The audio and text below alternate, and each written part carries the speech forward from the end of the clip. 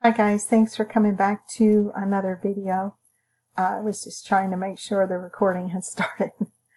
Still having technical difficulties on my end. And guys, I'm going to tell you, it has been a huge fight on my side spiritually to try and get this video out to you. I want to go ahead and just try and forge through and bring it to you.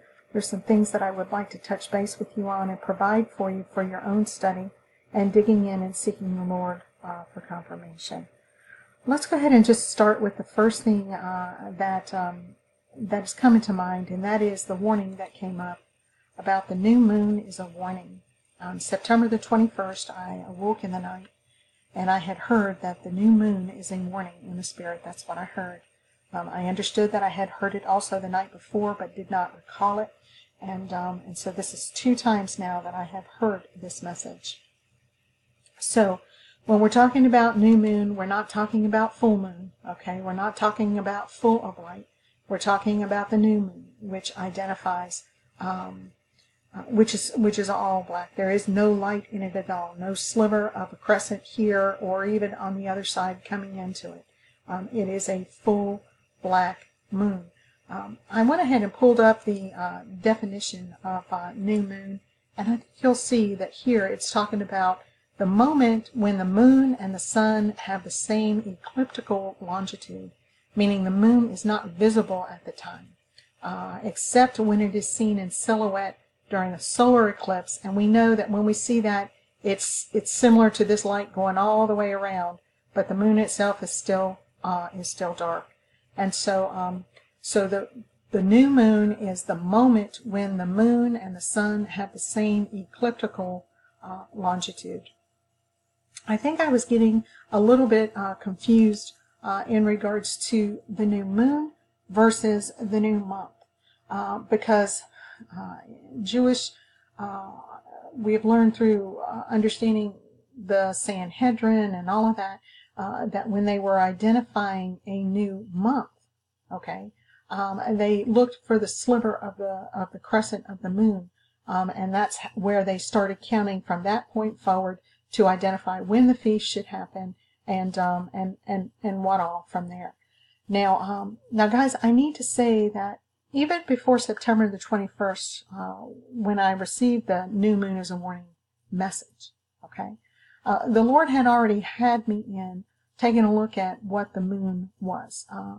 I was already digging into scripture in regards to where does it say when the new month starts? How are we guided to identify the new month? What directives do we have in the Bible regarding that? Is the new moon the same thing as a new month? Which seems kind of strange, because from the definition of a new moon, when the sun and the moon are at the same spot, to see a crescent alongside of the moon identifies that they're not in the same spot anymore. So is this a Jewish custom that was going on? And what is this all about? So guys, I need to tell you, I went through and I looked into the Strongs. I did a query on new moon. I did a query on head of the month, which is Rosh Codesh or Rosh Chodesh. And in none of that was I able to find anything that provided explanation, guidance, directives on the new month or the new moon. And so I was perplexed at that time, trying to say, well, is this another Jewish custom? Is this something, what does this mean? Is this some of the reason why we're having problems with the calendars? And, did they just set something up so that they knew exactly what needed to be done or how it needed to be done? Because the Bible is really very, very detailed in regards to when the timing of things, so that they knew feasts and what all was going on. But now I'm not getting into the new month identification. I'm still sticking with the new moon, because that is what the Lord has been instructed me to take a look at.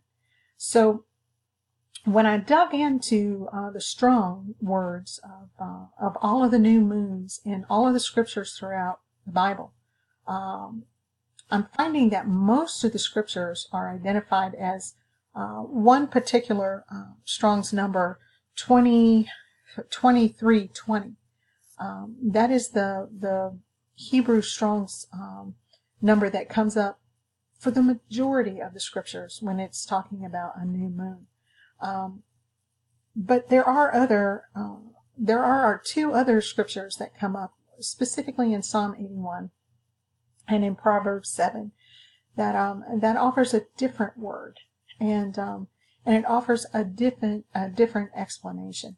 So I want to show you something that I believe the Lord led me to prior to this warning message, and this is something that I was taking a look at to identify and understand a little bit more about what the difference was in Psalm 81 and why it was showing such a difference. I'll show you what I found. Get in here.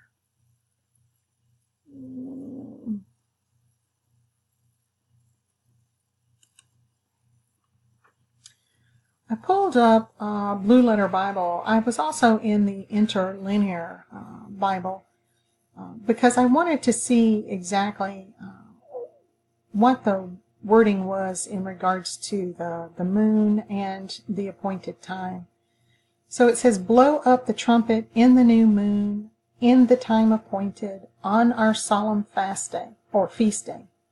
Okay, so in the time appointed, in the trumpet. So let's just take a look at all of these here. So blow up the trumpet. Okay, so let's just look at the trumpet here and see what it says. And now this trumpet here they're identifying as a ram's horn. So this is the shofar that they're speaking of here. The shofar. So blow the shofar is what it's saying. In the new moon, which is the 2320, which is the one particular word that we have seen quite a bit of. And it's saying the new moon, the month, the monthly, the lunar month, the first day of the month. This is actually grouping those together, the first day of the month. But so we're not talking about a full moon here, right? We're talking about, because the full moons are in the mid of the month, right? They're in the middle of the month. So this is talking about toward the beginning of the month. So this is what it's talking about a new moon. In the time appointed. Okay, so let's take a look at that. Now here's where a lot of people are like, now wait a minute, this says full moon. Well, it does say full moon, but I'm not real sure. I'm not sure that this is accurate. I'm not sure. They're saying full moon, but they're also saying it's festival. It's the time appointed, which is pretty interesting.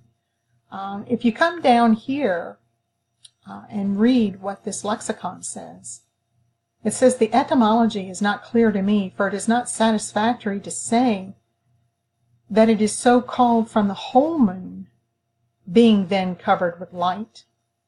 Verbs of covering are often applied in the sense of hiding and covering over, but never, as far as I know, to that of giving light. Okay, so they're saying, now wait a minute, this says full moon, and the person that is placing this comment in the lexicon is basically saying, well, a full moon gives full light, but that is not what they are understanding. So this is from the word of right here. So I just went ahead and clicked into here, and let's just see what it says. It says to cover, to hide, to conceal, closed, clothed, to cover over, to cover. So that would not be to conceal. That would not be a full moon. So this had me perplexed for a little bit. I was trying to figure out, what does that mean? And that really is confusing a lot of people. But I want to show you something that I did find. Let me see where it is. Right here. Okay. So this is a word that means the beginning of a new month. Okay. And in Hebrew, this literally means head of the month or first of the month. And it is the first day of any new month. And if a month is 30 days long, then the 30th day is treated as part of the new month for the next month. Okay? Now that's interesting, because then we're not starting on the first of the month. We could be starting on the days before the first of the month, right? So let's take a look at here where it says in ancient times, and this is where I think it's going to give us some clarity. In ancient times, Rosh Codesh was a significant festival day, and at that time the new months were determined by observation, and each month began when the first sliver of the moon became visible after the dark moon.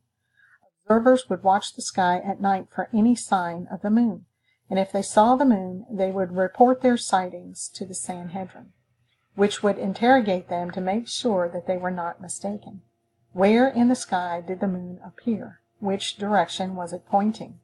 If two independent, reliable eyewitnesses confirmed that the new moon had appeared and described it consistently, the Sanhedrin would declare a new month, not a new moon, a new month, and send out messengers to tell people when the month began. Okay.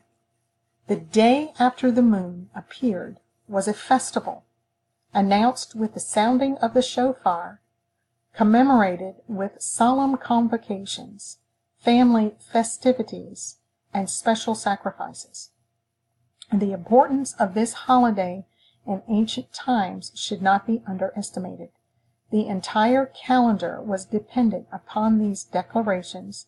Without the declarations, there would be no way of knowing when holidays were supposed to occur. So this is telling us and lining up basically with that scripture in Psalm 81. If you want my opinion on it, it sounds just like it. So it's saying that this is a day where there was a festival announced by the sounding of the shofar, commemorated with solemn convocations, family festivities, and special sacrifices. The importance of this holiday in ancient times should not be underestimated. Okay, so let's go back and take a look at our Psalm 81. So blow the trumpet, which is the shofar, in the new moon, which is the beginning of the month. Beginning the new moon or the beginning of the month. We're gonna look at it that way. In the time appointed, which we looked at, did not mean full moon. It meant covering, right? It meant when it was hidden, when it was covered, when it was concealed, right? When it was clothed, right? Okay, so let's go back and finish it up here. In the time appointed, on our solemn feast day. Now, guys, that's what I think it is. I don't think it is pointing to the full moon. This is just another one that I pulled up that basically says the calendar is based on lunar cycles. Toward the beginning of the moon cycle, okay, it appears a thin crescent. That is a signal for the new Jewish month. Okay? But guys, now mind you, this is something that they are doing. This is what they did back then, right? And they still have some looking for it now, even trying to keep up and identify it now with all of these calendars. But the calendars are off. Everything is off. And so when we're looking at Psalm 81, and we're looking at this particular number here, 3677, then we're looking at something that is not quite clear until we dig in to see what the origin of that word was. And so I wanted to provide that to you. I'm going to come back in the next message and share the article that I found as well, and we can continue from there. God bless you.